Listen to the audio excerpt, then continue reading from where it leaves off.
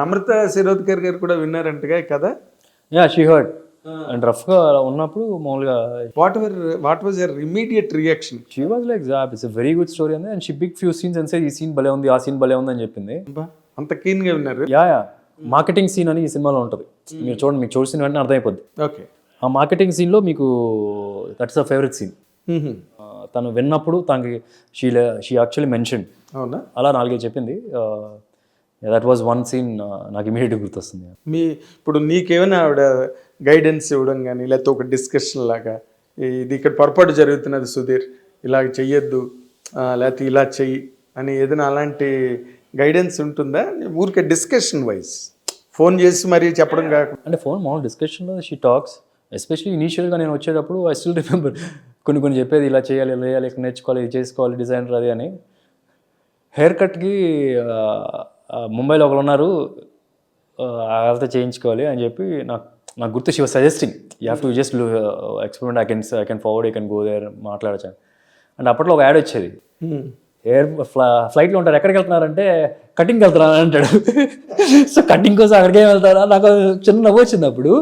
But ఆవిడ చెప్పిన తర్వాత కరెక్ట్ రెలెవెన్స్ కనిపించింది. బికాస్ ఒక లుక్ అండ్ ఫీల్ సినిమాకి ఎంత ఇంపార్టెంట్. ఎగ్జాక్ట్లీ. పైగా మీరు హీరోలు కదా, మిమ్మల్ని చూసి మీ వాళ్ళు కూడా అలా తయారవ్వాలి కదా, చింపురు జుత్తులు, గడ్డాలు. That's what heroism is. అంతే కదా స్క్రీన్ హీరోయిజం అంటే.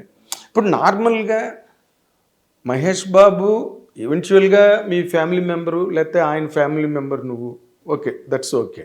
బట్ నువ్వు ఒక ప్రొఫెషనల్ బడ్డింగ్ యాక్టర్గా, హీరోగా ఒక మహేష్ బాబుని కెరీర్ని చూస్తే నువ్వేం నేర్చుకున్నావు మహేష్ బాబు కెరీర్ నుంచి?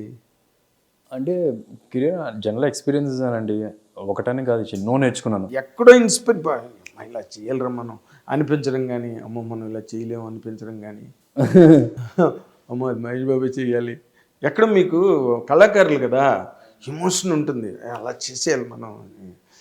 అంటే ఆయన చేసిన ప్రతి ఒక్క సినిమా నాకు బాగా నచ్చిందండి. అంటే ఎండ్ ఆఫ్ ది డే నాకు జర్నీలో ఒక ఎక్స్పీరియన్స్ ఏంటంటే, ఏదైనా ఎవరైనా చేయగలరు. ఫస్ట్ అయితే భయం వేస్తుంది, దాని తర్వాత చూసి ఓకే చేయొచ్చు, ధైర్యం వస్తుంది. ధైర్యం వస్తుంది. ఇట్స్ నాట్ లైక్ ప్రతి ఒక్కసారి ఆయన సినిమాలు చూసి మనకి చాలా ఇన్స్పిరేషన్ ఉంది, ఇలాంటి ఒక సినిమాలు చేయాలి అన్న ఎన్నో సినిమాలు ఉన్నాయి. అసలు ఒక్కడు కానీ, పోకిరి కానీ, it's all his thing. Character దూకుడు కానీ ఆ క్యారెక్టర్కి తనిచ్చిన ఏదో ఉంది.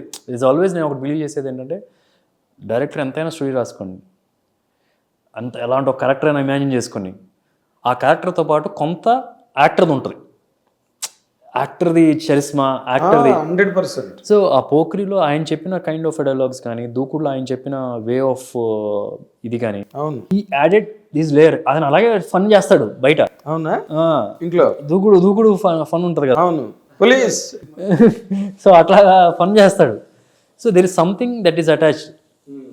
అప్పుడే బాగా వెళ్తుంది. ఆ బ్రహ్మానందం గారు మహేష్ బాబు చేసే సీన్లు అబ్బా మళ్ళీ వేసాడు అని, అవన్నీ అంత బాగా వాడారు. అవును, తర్వాత సోషల్ మీడియాలో. అవునవును.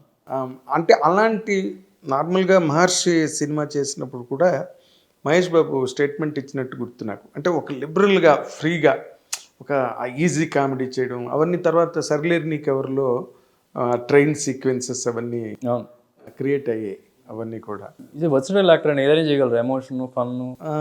అంటే అలాంటి ఫన్నీ క్యారెక్టర్ నువ్వు ఎప్పుడు నీకు అనిపించట్లేదా? అలాగా ఈజీగా అసలు ఆ పంచ్ డైలాగులు, ఆ మాస్ టచ్ అలాగ చేయాలని అనిపించలేదు? కొద్దిగా అక్కడ చేశాను.